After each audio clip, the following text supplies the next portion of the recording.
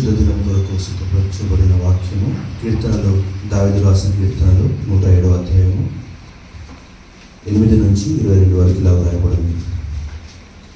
ఆయన కృపను బట్టి నరులకు ఆయన చేయు ఆశ్చర్య కార్యములను బట్టి వారి యెహోవాకు కృతజ్ఞతాస్తుతులు చెల్లించుదురుగాక.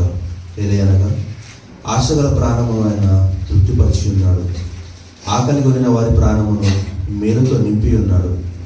దేవుని ఆజ్ఞలకు లోబడక మహోన్నతుల తీర్మానము తృణీకరించినందున బాధ చేతను ఇనుప కట్ల చేతను బంధింపబడిన వారి చీకటిలోను మరణాంధకారములోను నివాసము చేయవారి హృదయమును ఆయన ఆయాసము చేత కృంగజేసెను.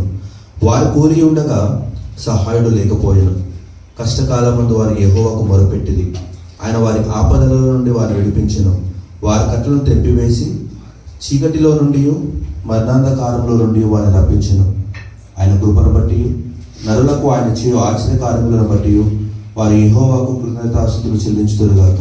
ఏలయనగా ఆయన ఇత్తడి తలుపులను పగలగొట్టి ఉన్నాడు, ఇనుప గడియలను విరగొట్టి ఉన్నాడు.